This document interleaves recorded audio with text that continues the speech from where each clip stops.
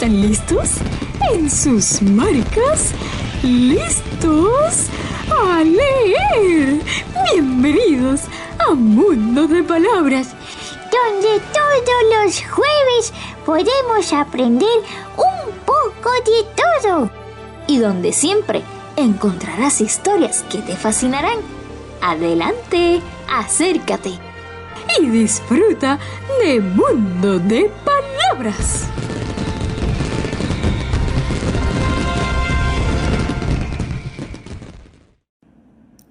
Saludos amigos de Mundo de Palabras, por aquí por Católica Radio 88.9, 89.1 en el área oeste. Muy contentos de estar aquí comenzando el mes de abril, así que felices Pascuas, Carolina.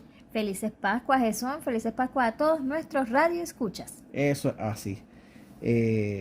Contentos, ¿verdad?, de este mes, porque abril es el mes de los libros, el mes de la lectura, el mes de la biblioteca y muchas cosas que celebramos, ¿verdad? O más bien reflexionamos también durante este mes de abril. Así que, Carolina, en este programa que comienza, pues queremos compartir con ustedes unas entrevistas que a mí me parecen geniales.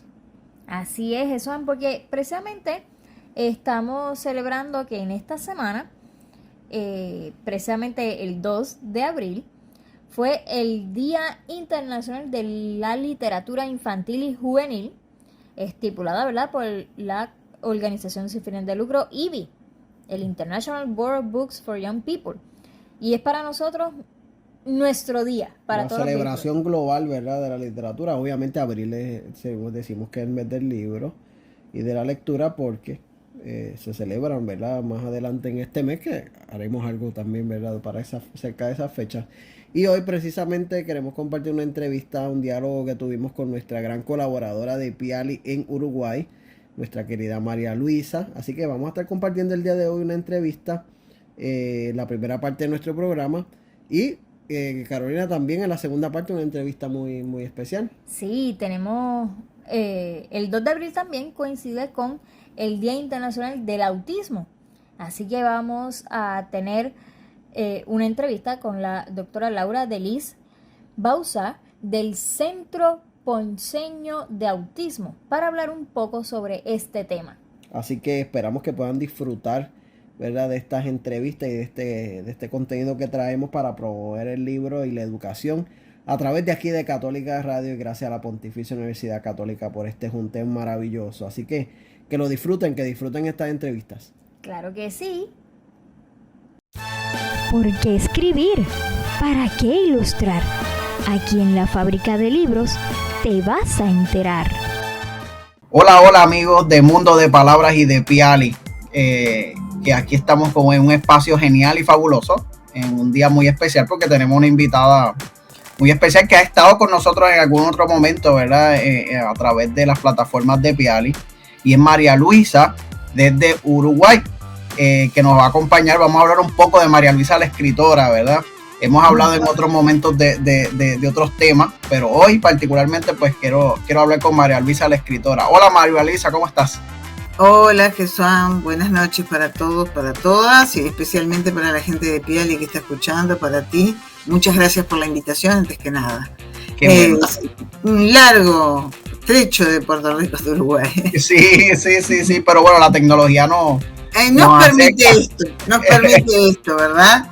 Bueno, y feliz día de la poesía para todos y todas, porque hoy es 21 de marzo, además de comenzar la primavera para ustedes, el otoño para nosotros, es el Día Internacional de la Poesía. Sí. Así que feliz día para todos los que alguna vez leyeron o tienen ganas de leer poesía. Nos motiva, nos inspira mucho, ¿verdad?, la poesía. Así que María Luisa, te propongo para comenzar el diálogo, ¿verdad?, que si pudieras compartir con nosotros un poema. ¿Qué te parece si compartes conmigo? Estuve pensando mucho cuando me hiciste la invitación y sabía que era hoy, ¿qué leo de poesía? Porque podría leer Borges, podría leer un autor argentino, podría leer una buena autora uruguaya. Hay muchas autoras uruguayas que me gustan mucho, pero como mi especialización es la literatura infantil y juvenil,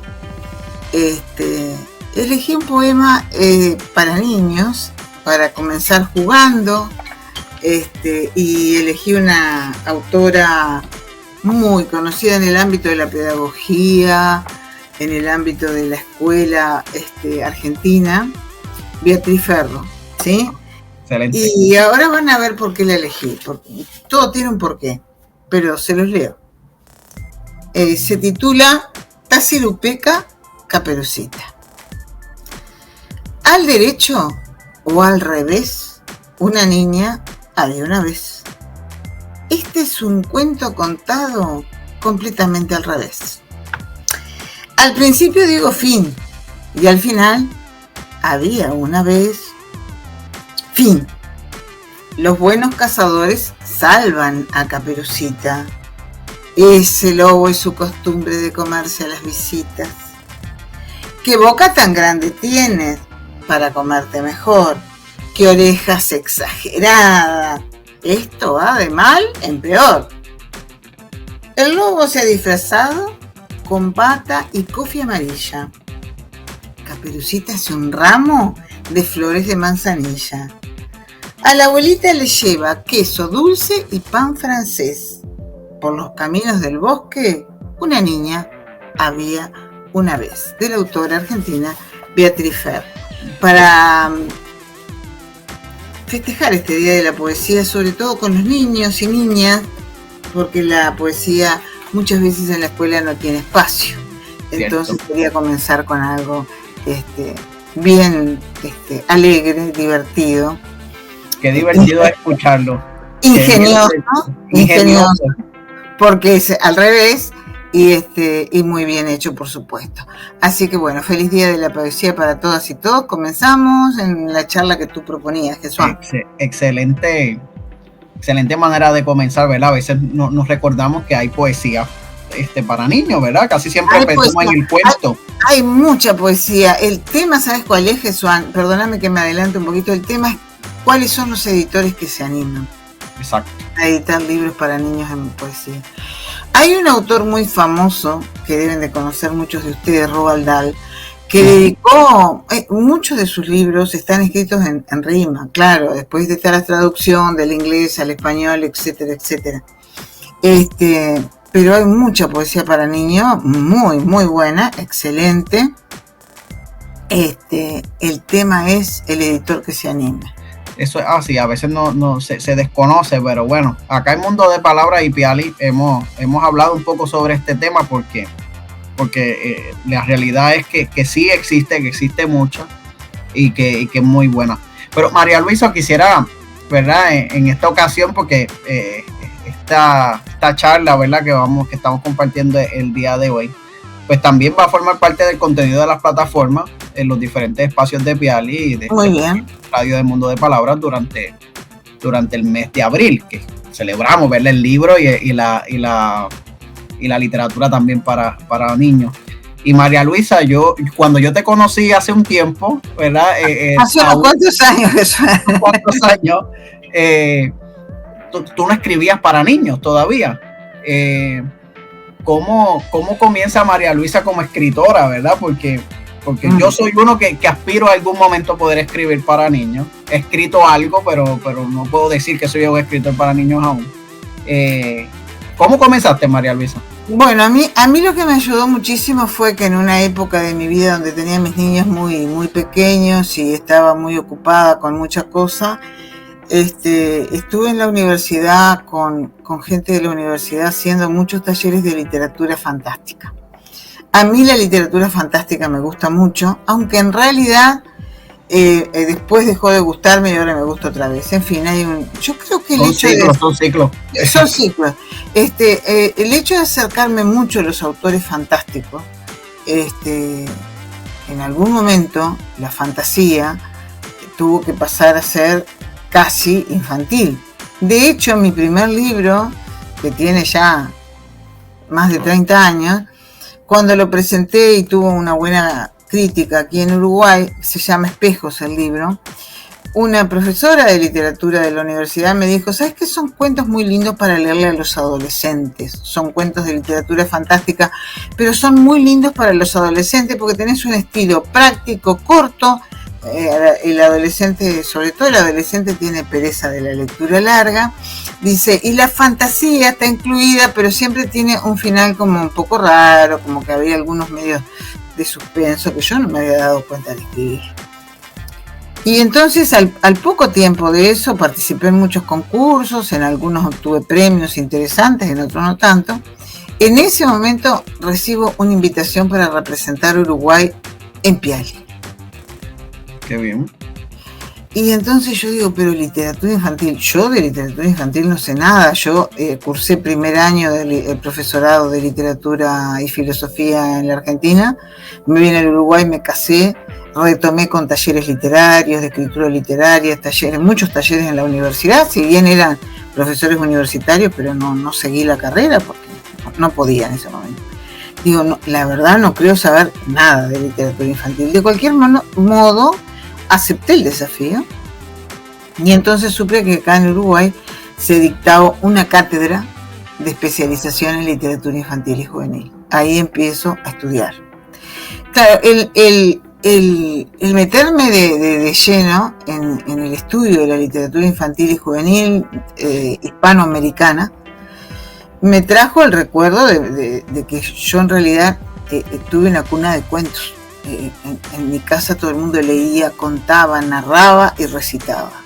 Era como mis tíos, abuelo, mi abuela, mi abuelo, mi padre, mi hermana, mi madre, todo el mundo me contaba muchos cuentos. Entonces cuando me sumergí en el estudio y encontré muchos de esos cuentos que me habían contado, realmente me fasciné. Y ahí tuve que empezar a escribir, porque una vez que empezás a leer y leer y leer y leer, algo te inspira a hacer tu propio cuento. Exacto. En eso que se armó aquel congreso donde te conocí, de Honduras, que yo estaba estudiando todavía de Piali, me invitaron a hacer algunos talleres. Participé en talleres de narración oral. Bueno, cuando empecé a participar en los talleres de narración oral surgieron los cuentos narrados y ahí algunas profesoras argentinas estaban dictando talleres de creatividad literaria para niños. Entonces comencé a apuntarme en esos talleres y un buen día me di cuenta que tenía más cosas escritas para niños o adolescentes que en realidad para público adulto. Es más, mi último libro, que está para ser presentado ahora en mayo, es la visión de una mujer de 60 y tantos años que regresa a un lugar casi escondido de la Argentina en el sur, porque allí vivió 2 años y medio de su paraíso de infancia.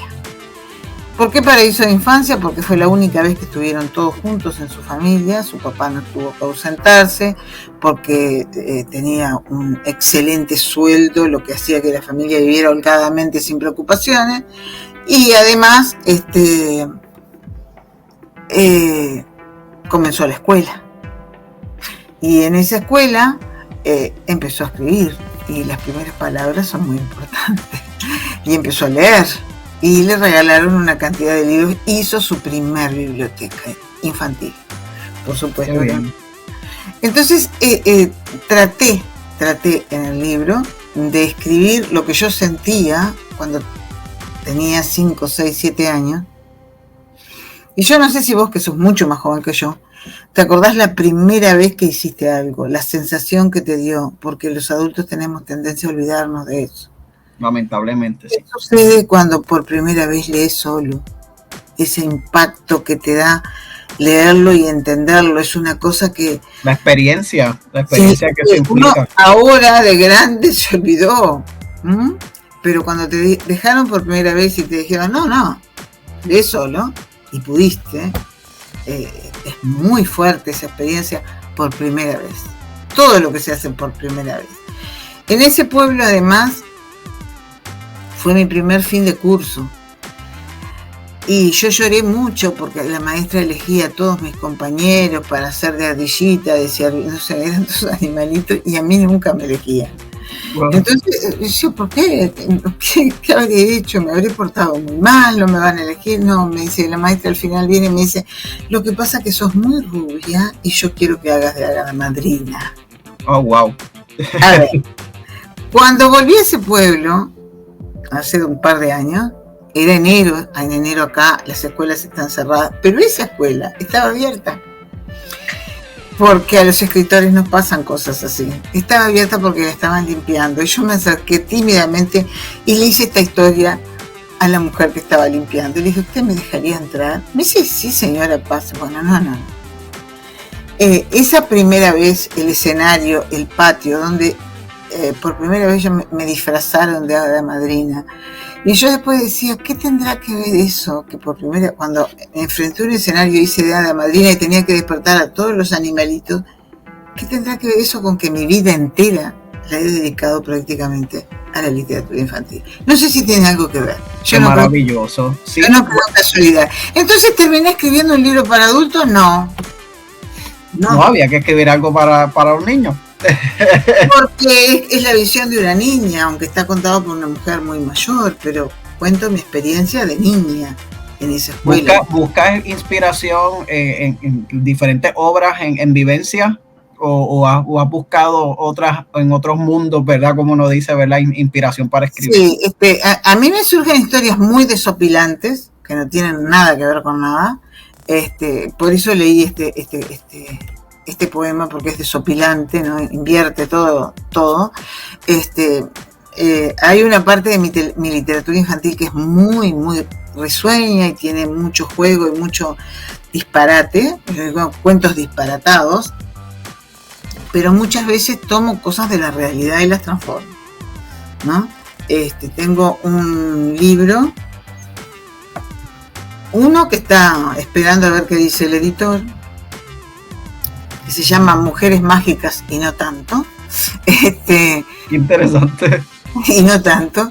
Y tengo otro que se llama Primas, que a todos los cuentos son cuentos cortos, tienen nombre de mujer y a todas las llamo primas mías. ¿Por qué no hermanas? Y bueno, porque viste que las hermanas no son lo mismo que las primas. Las primas son más amigables, no viven adentro de tu casa, no tenés que pelear por el afecto de tus padres, tienen otros padres, suelen ser las mejores amigas. Entonces por eso le puse primas y hay creo que 48 mujeres diferentes en ese libro. Esas 48 mujeres diferentes, algunas son totalmente ficcionales, que son justamente las que me preguntan, ¿esto pasó de verdad? No, justamente eso no pasó de verdad. Y las otras, sí, han sido sacadas de historias que me han contado. Yo siempre digo a mis amigas, no me cuenten historias porque después yo las transformo. Y bueno, uno va transformando, va creando al escritor. Uno no nace escritor, ni nace lector. Me da curiosidad conocer tu proceso, ¿verdad? De momento llega esa idea y la pones en un papel o cómo es ese proceso creativo, ¿verdad? El proceso es así. Hace algunos años atrás a mí se me ocurrió una idea a las 2 de la mañana, a las 3 de la mañana y me levantaba y apuntaba, aunque sea el algo de la idea, porque se me iba. Hubo un cuento que lo escribí entero. No pude parar. Me pasó eso y lo escribí. Me senté, yo me acuerdo que era una máquina eléctrica de escribir que tenía. Fue la anterior a la computadora y lo escribí completo. Que por supuesto pues fue revisado, corregido 1000 veces. Pero si no la idea, ¿no? La idea. Bueno, ahora ando con este bendito aparatito acá, que tiene un bloc de notas. Entonces cuando ocurre la idea, apunte la idea, urgente. La idea es tal, apúntela. Entonces tengo la idea, después me siento, abro mi blog y empiezo a elaborar. No te puedo decir, no visites mi blog a veces tiene 5 veces el mismo cuento, porque como decía don José Saramago, Premio Nobel de Literatura, usen el blog como usaban el cuaderno, corrijan. Entonces yo me voy al blog hace 6 años y busco un cuento, y lo corrijo y lo vuelvo a publicar, porque el blog es para mí, es mi cuaderno de apuntes, ¿no? Pero me es más fácil tener la computadora a mano y hacerlo en la computadora que hacerlo. Siempre perdí mi letra caligráfica. siempre me da muchísima curiosidad, ¿verdad? Las oportunidades que he tenido de dialogar con escritores, autores, sobre ese proceso, porque cada cual tiene su fórmula, ¿verdad? De cómo se elaboran, como menciona. Hay quienes se sientan y le llega esa inspiración y escriben un cuento de a una. Algunos van tomando ideas y van armando, ¿verdad? Sí. Esa historia. A mí me gusta tener una idea sobre un cuento, escribir la idea y después que se haga solo. Yo no sé lo que le va a pasar a la protagonista al final. Me encanta esa sensación de no saber. Fluye. Estar escribiendo. ¿Qué le va a pasar a esta señora, a esta niña? ¿Qué le va a pasar? ¿Cómo va a terminar? No sé, va a ir saliendo. A mí esa es la forma de escribir que más me gusta. Cuando ni siquiera yo, que le he dado vida a los personajes, sé cómo van a terminar los personajes. Esos son los cuentos que más me gustan. Siempre. Qué fabuloso, qué fabuloso. No, la realidad es que sí, eso le da ese proceso, ¿verdad? De crecer y de vivir una historia a un personaje o a varios personajes a una historia. Claro, porque es totalmente vivencial. Vos estás viviendo con el personaje, ¿no? Es como cuando lees, no sé si alguna vez te ha pasado, cuando te enfrascas mucho en una novela, en un cuento, en algo que te gusta mucho, estás adentro, ya no estás más afuera, ya no estás afuera del libro. Vos estás, cuando lo querés terminar y es tarde, pero no querés terminar, no podés pasarla, no, una hoja más. Bueno, lo mismo pasa con la escritura. Para mí son dos caras de la misma moneda. El que lee mucho termina escribiendo, eso es casi inevitable. Escribirá mejor o escribirá peor, pero va a escribir. El lector termina escribiendo. Para él, para otro, no sé, si hará famoso o no importa, va a terminar escribiendo. Es la otra cara de la moneda. Entonces, cuando vos estás en una novela y te gusta mucho una novela, un cuento, hasta que no lo terminás, no podés soltarlo. Lo mismo te pasa cuando escribís. Pero vos no sabés el destino de los personajes. Van apareciendo solo con las letras, con las palabras. Ahí cuando das la puntada final decís, bueno, lo maté o no lo maté, no lo salvé. Creo que en mi caso es así, es mi caso. Qué fabuloso.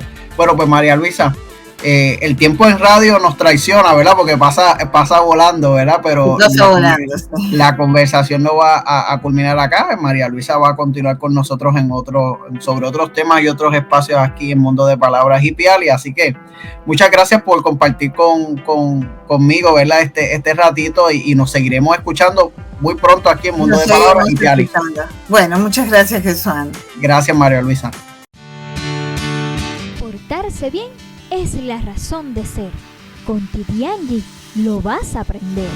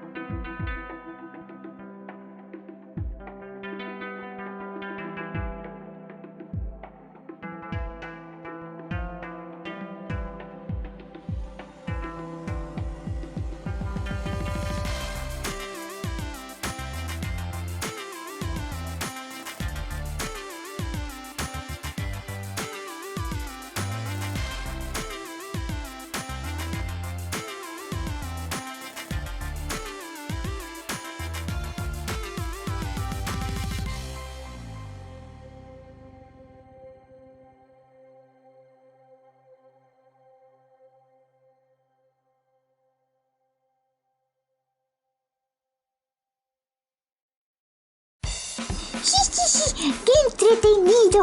Ahora vamos a unos mensajes de interés y ya regresamos a Mundo de Palabras. Ahora regresamos a Mundo de Palabras. ¿Qué será lo que vamos a aprender ahora?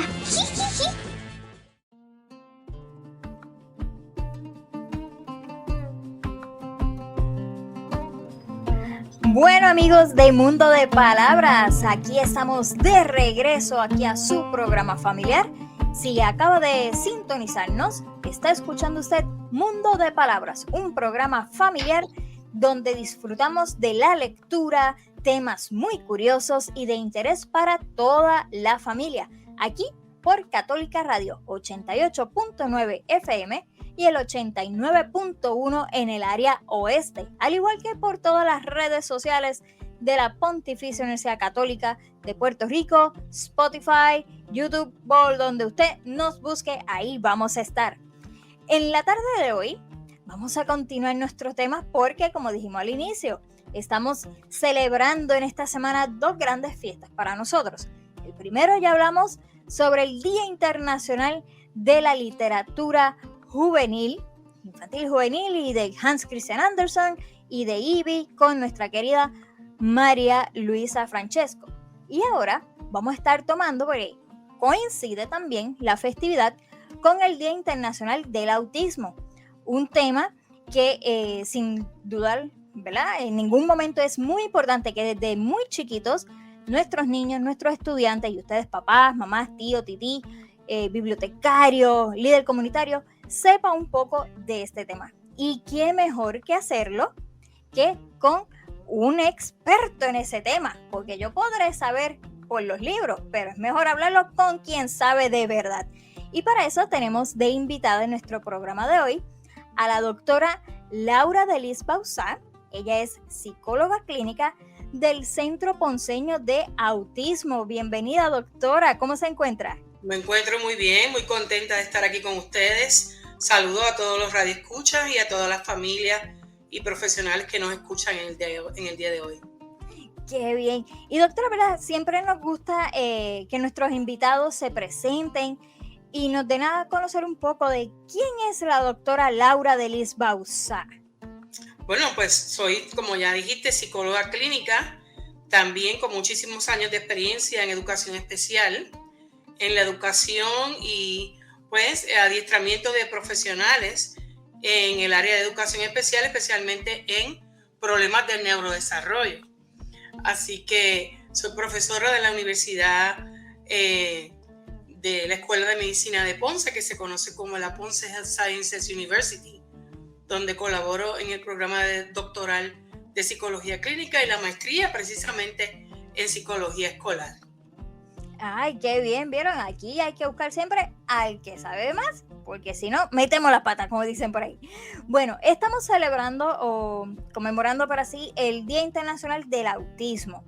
Es un concepto que en un principio se veía como que un tabú, quizás mencionarlo, o que era un diagnóstico médico terrible, ¿verdad?, para los padres que lo recibían. Y pues gracias a Dios, en la evolución humana, pues ya lo hemos ido modificando esa reacción. Pero en breves palabras, doctora, ¿qué en sí se define lo que es el autismo? Pues qué bueno que traes esto, porque el autismo no es ni una condición rara en el día de hoy, ni es una enfermedad que se contagie, es un trastorno del neurodesarrollo. ¿Qué significa eso? Pues que en estos casos el cerebro o el sistema nervioso central se desarrolla de manera diferente. Así que estos cerebritos, bien temprano, de hecho este es un proceso que comienza desde el embarazo. Durante el embarazo este cerebrito comienza a desarrollarse de manera diferente.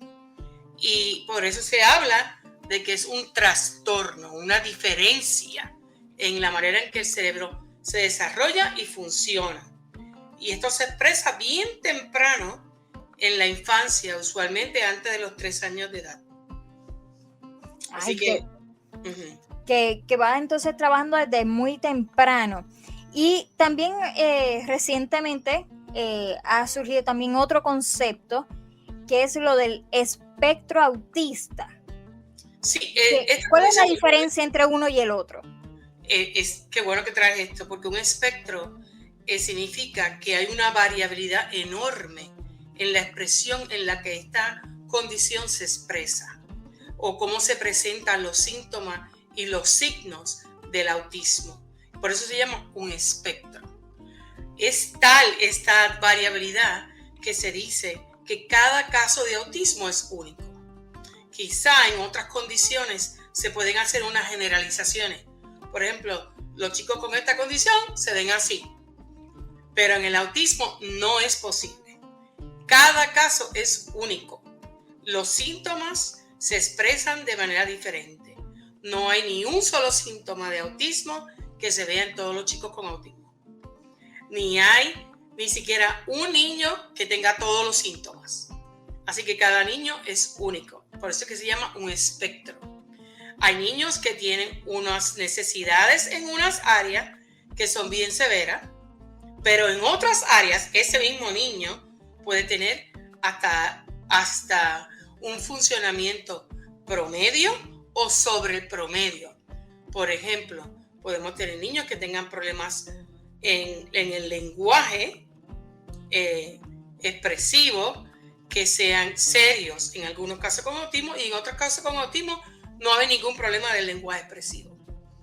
Así que los niveles de funcionamiento en diferentes áreas del desarrollo varían grandemente de caso a caso. De hecho, para poder decir que un niño tiene autismo, hay dos áreas grandes de necesidad. Problemas en socialización o interacción o comunicación social y patrones de conducta repetitivos, intereses restrictivos y problemas sensoriales serios. Así que estas son las dos grandes áreas que se deben presentar para poder decir que un niño tiene autismo o no. Ok, o sea que para ustedes, entiendo entonces, ¿verdad? Por la definición y lo que usted me explica, que realmente quien debe reconocer y certificar, por así decirlo, que un niño o un joven es del espectro autista, tiene que ser un psicólogo, como lo es usted, ¿no? Puede ser un psicólogo, puede ser un pediatra del desarrollo, okay, puede ser un psiquiatra pediátrico y puede ser un neurólogo pediátrico. Estas son las 4 profesiones que el Departamento de Salud de Puerto Rico autoriza a certificar un diagnóstico de autismo. Sin embargo, este diagnóstico se hace muchísimo mejor cuando participa un equipo interdisciplinario donde maestros participan, sobre todo las familias, es vital que participen, patólogos del habla y del lenguaje, terapeutas ocupacionales y otros profesionales que aportan a poder decidir si este trastorno se está presentando o no. O sea que aunque estos 4 que te dije son quienes certifican el diagnóstico, se recomienda que el diagnóstico se lleve a cabo por un equipo interdisciplinario. Claro, entiendo que debe ser porque así varias opiniones pueden ver quizás un detalle que a uno se le escapa, el otro lo reconoce. Definitivamente la riqueza que trae un equipo interdisciplinario a una decisión diagnóstica es increíble. Miren qué bien. Y realmente con esto, ¿cuál es el término correcto que uno debería utilizar ante esta población? Porque antes decían, no, es que él es el autista, pero ahora dicen, no puedes decir eso. ¿Cómo uno realmente debe referirse a las personas que están con estos trastornos? Pues mira, yo creo que lo más importante es que cuando tienen edad suficiente, ellos deciden. Lo mejor es preguntarle a cada persona con la condición cómo prefieren que se refieran a ellos. Déjame decirte que muchos de los adolescentes y adultos con autismo prefieren llamarse autistas. Sin embargo, cuando son pequeños, las familias tienden a preferir que se refieran a su hijo como un niño con autismo. Así que yo creo que es bien importante que este detalle de cómo nos referimos a estas personas con la condición le demos la oportunidad a ellos y a sus familias a decirnos cómo se sienten más cómodos con este tópico. Perfecto, o sea que como tal no es que haya un concepto o un término correcto o incorrecto al referirse, mejor ambos son correctos. Ambos son correctos y que sean ellos los que decidan. Exactamente. Porque fíjate, hay muchos adultos que dicen que están orgullosos de llamarse autistas y de que ese es su estilo de ver la vida, de pensar, de comunicarse, ¿verdad? Y que prefieren ser llamados como personas con autismo o a veces con personas autistas. Sí, nosotros acá en Mundo de Palabras siempre estamos buscando la manera de darles consejos a los padres, a los maestros, de cómo fomentar la lectura, cómo fomentar la comprensión lectora desde el hogar, desde la escuela. Pero en el caso de niños y jóvenes, hasta incluso adultos, que estén con, ¿verdad?, del trastorno autista, ¿cómo se relaciona ese proceso lector con ellos? ¿Cómo quizás, qué consejo usted nos pueda dar como especialista para tratar ese fomento de lectura? Sí, mira, como te estaba diciendo, cada caso es único. Va a haber niños que van a tener dificultades de lenguaje serios y también tienen autismo.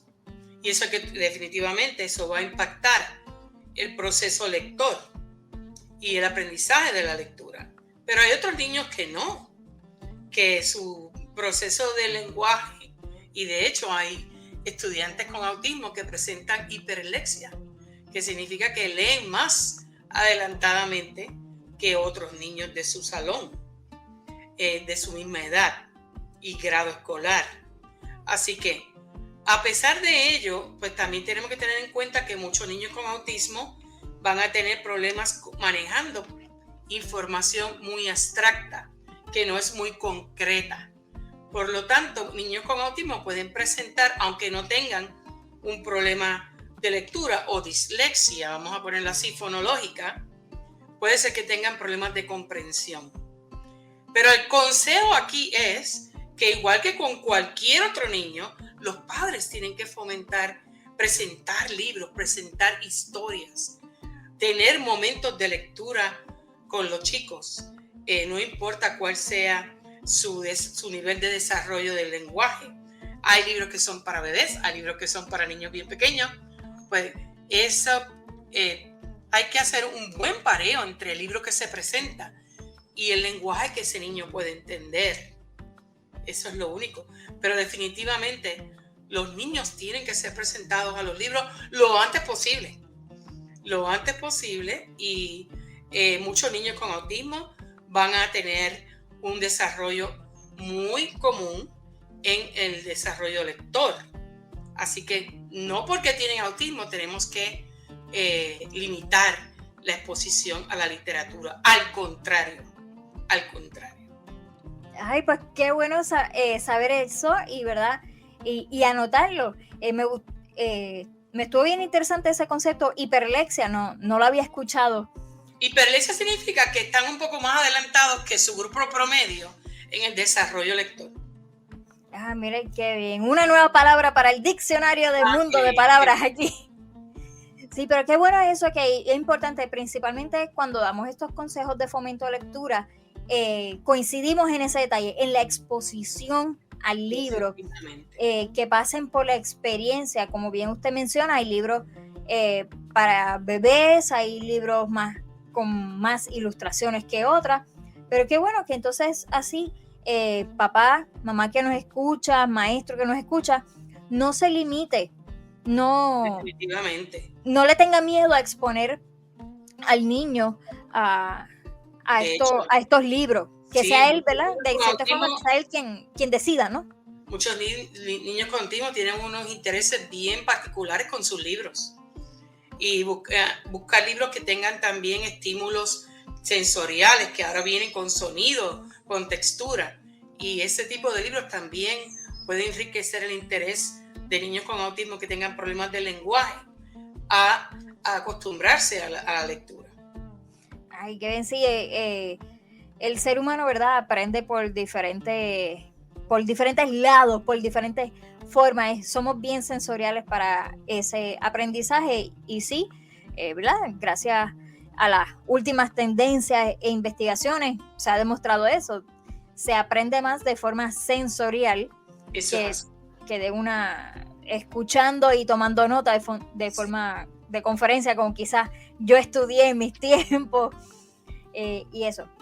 Y para los papás, háblenos un poco, usted es psicóloga clínica, el Centro Ponceño de Autismo, ¿cuál es su misión, su filosofía? Pues el Centro Ponceño de Autismo es una organización sin fines de lucro y es un centro de servicios ambulatorios para la evaluación diagnóstica y para el tratamiento de niños con autismo y otros desórdenes del desarrollo, no solamente para niños con autismo. Así que allí se pueden recibir terapia psicológica, terapia del habla y lenguaje, terapia ocupacional, servicios de trabajo social y sobre todo lo que nos hace especiales en comparación a otros centros es que hay toda una red de servicios de apoyo para la familia. Nosotros creemos firmemente, yo no puedo ayudar a un niño pequeño con autismo si no estoy trabajando directamente con esa familia que tiene unas necesidades muy especiales al estar impactados por una condición como esta. Ay, eso es bien importante, ¿no? el apoyo a los familiares, porque a veces, ¿verdad? Yo, en mi caso, yo tengo un niño de 10 años y, ¿verdad? Cuando nació, madre primeriza al fin, mi mayor miedo era como que sabré identificar si le pasa algo, ¿verdad? Porque uno quisiera que todo fluyera al 100 sin ninguna preocupación adicional. Pero mi miedo era eso. Y si en algún momento descubro que necesita una ayuda especial, ¿podré recibir apoyo? ¿Cómo lo trabajo? Y pues a veces eso es uno de los miedos principales de los papás. O hasta incluso la renuencia de aceptar que tu hijo es con un desarrollo diferente, único a los otros niños de su edad y de su entorno. Y ustedes le ofrecen ese apoyo. Y el llamado que siempre hacemos a los padres, que es lo principal que podemos decir aquí hoy, es que la intervención temprana es vital.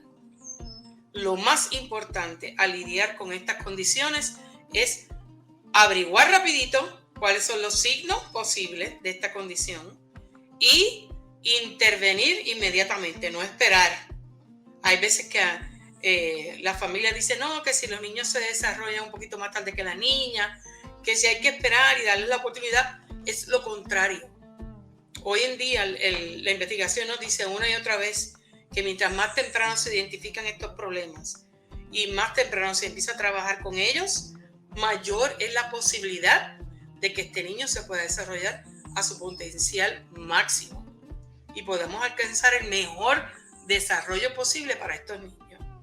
Así que si tiene alguna sospecha, por ejemplo, si el niño tiene 1 año y no ha empezado a decir ninguna palabra, si no sonríe respondiendo a la sonrisa de los adultos, si no te mira cuando te acercas a la cuna, hacerle las morisquetas que le hacemos, ¿verdad? Si tiene movimientos repetitivos muy exagerados, todo esto son signos de un posible problema del desarrollo, entre ellos autismo.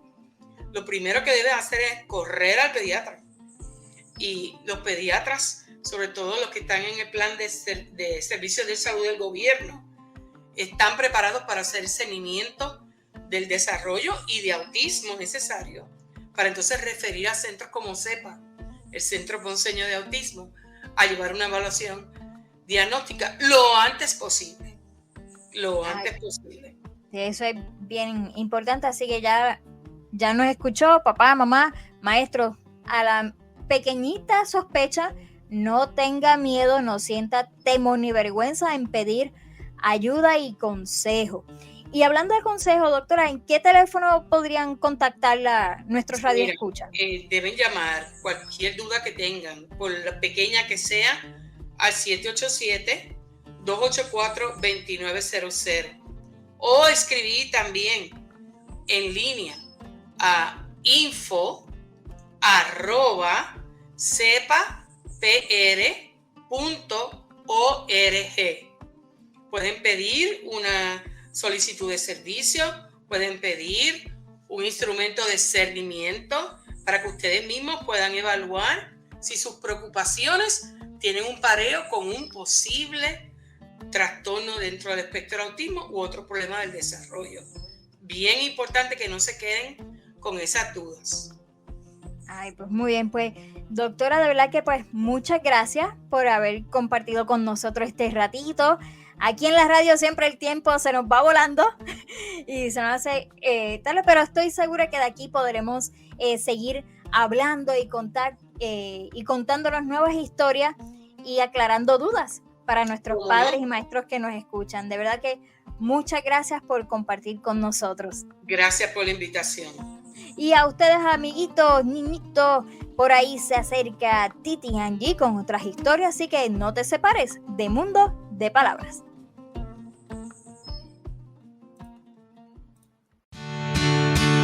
Portarse bien es la razón de ser. Con Titi Angie lo vas a aprender.